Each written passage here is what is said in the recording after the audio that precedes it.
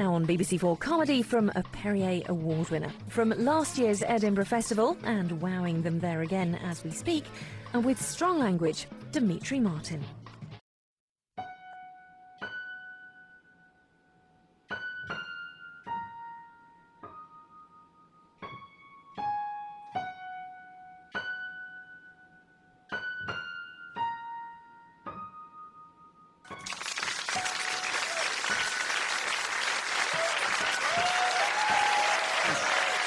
Thanks, everybody.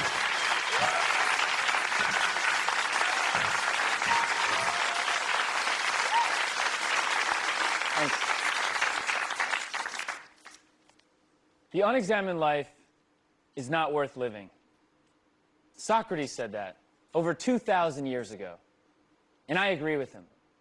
I would just add, man. The unexamined life is not worth living, man.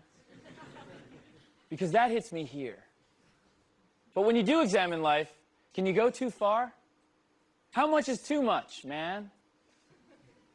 That's the question I had to ask myself recently. Because in examining my life, I got carried away. You see, some people are passionate about money or power. Other people are into sex or cats. While I like 3 of those things,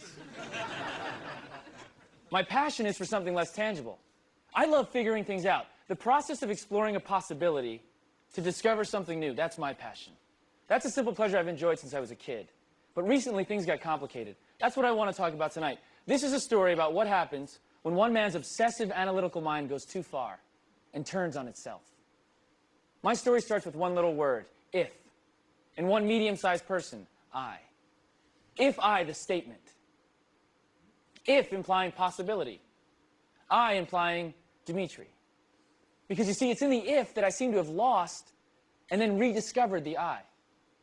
To put it another way, I figured since I don't have a job or a girlfriend or much going on back in my flat, why not write an entire show about one word? If. But what does that word mean? Where does one find meaning in life? The dictionary. The Nerd's Bible. Hello, old friend. This dictionary is American, which means it's probably fat. Okay, let's look up the word. If has 5 meanings. These are the 5 chapters in my story tonight. Let's start at the beginning. If meaning in the event that. Okay? A sample sentence always helps. Let's do one. If I eat another brownie, I will have explosive diarrhea. Or in my case, when I was a child, if I was uncomfortable or insecure, I would escape into my mind. You see, I believe that every person has a lens through which they see the world. Each of us in this room has a unique lens. And that lens determines the meaning of everything you encounter. People, places, experiences, even simple objects. For example, I have a bottle of beer here. This is a bottle of Rolling Rock beer, an American beer that you might find in a bar or the linen closet of a depressed housewife. But it's more than that, depending upon your lens. An artist might look at this and see something green that's lit from the front and the sides. An ad executive might look at it and see the centerpiece of a billboard. A guy in a fraternity might look at it and then beat up somebody gay or brown. My point is, each lens is unique because it's derived from specific experience. I'm no exception. When I was a kid, I'd sit in class in school and I had trouble paying attention. My mind would wander, and I needed something to entertain myself, something to bring into class, to amuse myself, you know? Sneak in my own reading. But it was never anything cool, like Muscle Flex. Or sophisticated, like Jugs. No. You know what I snuck into class? Puzzle books. Like this. Mensa presents Mighty Mind Busters. Yeah, that's what I'm sneaking in. I'm hiding this behind my notebook. While other kids are daydreaming about pecs and tits, in my head there was a very different sound. If a crab and a half weigh 1.5 pounds,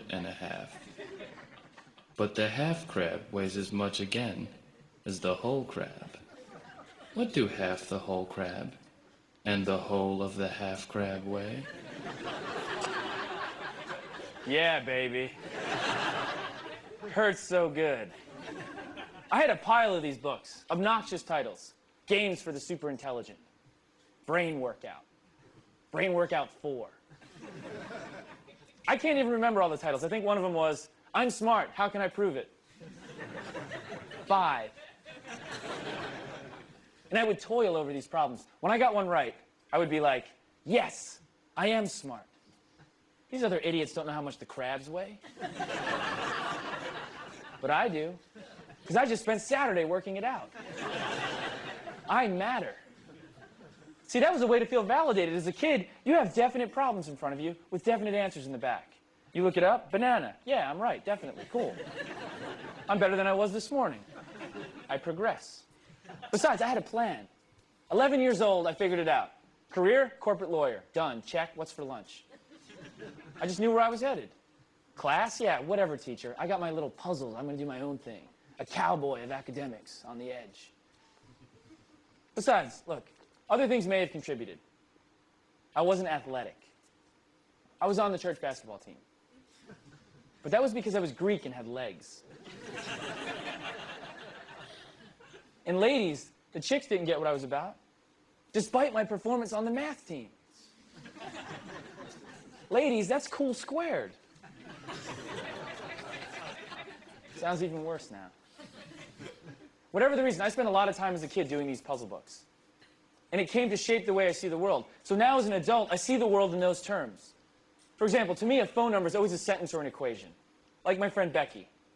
Her number is 971-1181, which is 9 minus 7 quantity times 1 equals 11 minus quantity 8 plus 1.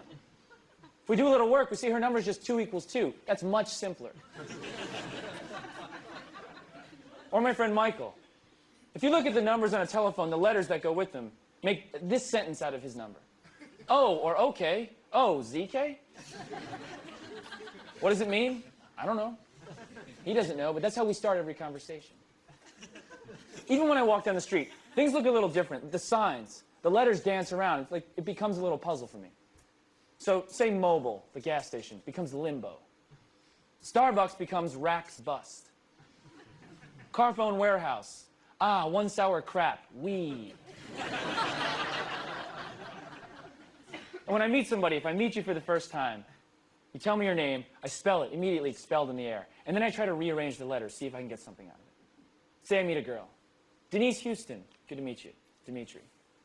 Denise, how do you spell your name? That's what I thought. Denise, are you aware that the letters in your name also spell, she not snide, ow? Not the coolest way to meet a lady, which unfortunately usually makes Dimitri Martin mired trite man. And I get frustrated. And I just want to say, darn it, merit me.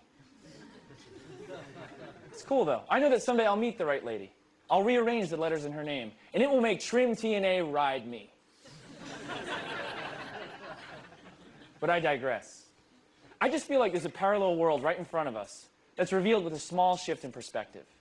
Like sometimes when I look at a donut, it looks like a 0. It's like it's saying, this is how many of me you should eat. But then other times I see a bunch of donuts in a row, and it looks like it says, ooh, eat all of us. Then I do, and there's one left, and it says, oh. Not cool, fatty. I don't own a poncho. I don't have a poncho. But if somebody says to me, do you have a poncho? I don't say no. I say, not right now. Because I do have a blanket and scissors. At any moment, I am 4 minutes from a poncho. If you wait here, I will be back with a serape made out of a comforter in 4 minutes. Even this bottle of beer, this simple object, when I look at this, what I see are words printed all over it.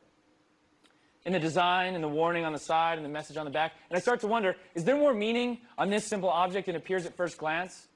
What if somebody took every word off this bottle and rearranged them? Could it reveal more meaning about beer and bars, people who drink beer a lot?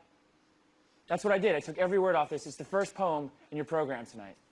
It's every word off of this bottle in a different order. If you haven't read it, you don't have to read it now. Read it after the show and think of me in a bar. Alone. Uncomfortable, insecure, completely lost in my mind. Which raises the question, why? Why would a guy sit down with a napkin and a pen, a bottle of beer, and write rolling, rolling, enjoyment, taste, beer? The answer lies in the second meaning of the word if. If meaning although possibly, even though. Okay? Sample sentence. She was an enchanting, if toothless woman. Or in my case, I spend a lot of time doing time-consuming, if completely unproductive things. By the time I got to college, I wasn't doing puzzle books anymore. I was becoming a man, an adult. I had evolved. No more puzzle books. Now I was making the puzzles. I went to the school paper and I said, hey, I want to do a crossword puzzle for you guys, but I feel like I've seen the flat thing done before. I wanted more of a challenge. What about a three-dimensional crossword puzzle? Like this. You see, this goes across, down, and back. That's 3 ways to say, I'm lonely. I made 5 of these when I was in college. I spent more time on these puzzles than any class. There is no use for these puzzles. I don't even know if there was a use when I made them. And then when I was in class, I still had trouble paying attention. Same problem as grade school. But now, I found a sick way to up the ante. I found a way to give myself puzzles to solve by the end of class. Like this one. It's 9-variable substitution. You see, I am not a dork. If I can find a number for every letter so that this mathematically works, by the end of class, I win. And here's the solution. A equals 5, M equals 2, K equals... And sometimes a simultaneous equation becomes true with the same numbers. I am not a dork, I am a nerd. I wanted to improve my vocabulary. Look, I was in college, I thought, yes, improve, continue to become better, expand your vocabulary. If you want to do that, maybe you read some books, hang out with English teachers, become friends with a poet. I said, no, no, no. Let's take out the middleman. I don't have time for that. I'm going to read the dictionary all the way through, starting at the beginning like a book, in the A's. And every time I come to a word I don't know, highlight the word. Then in groups of 10, I put them in this notebook. You see, so I could quiz myself, 10 at a time, walking around. I'm in the I's here, I'm in the 450s. Invective, jangle, jape, intromit, walking around, quizzing myself. When someone does this, you might call them abecedarian. More likely, you're going to call them asshole.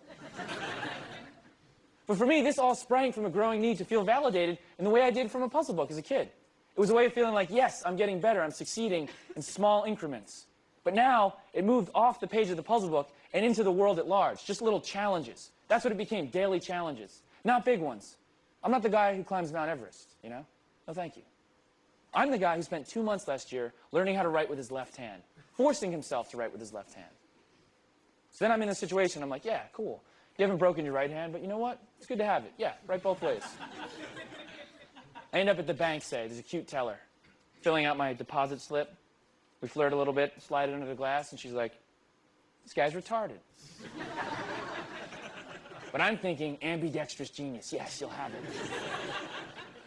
If I'm on the street and someone stops me for directions, I give him directions. But I try to do it without using my hands. Because it's hard, it's a challenge. Where's the mall? Then I look sneaky. It's over there. Just go.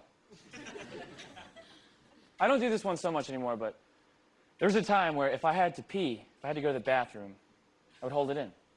I'd say, okay, it's a systemic challenge. Your body's telling you, urinate. And I'm saying, no, mind over body. I don't have to pee, I'm going to hold it in. One time I failed that challenge. The challenge then became, how do I explain to my boss the wet spot in the front of my pants without giving myself away? And I think I pulled it off because I went, man, these are some sweaty balls.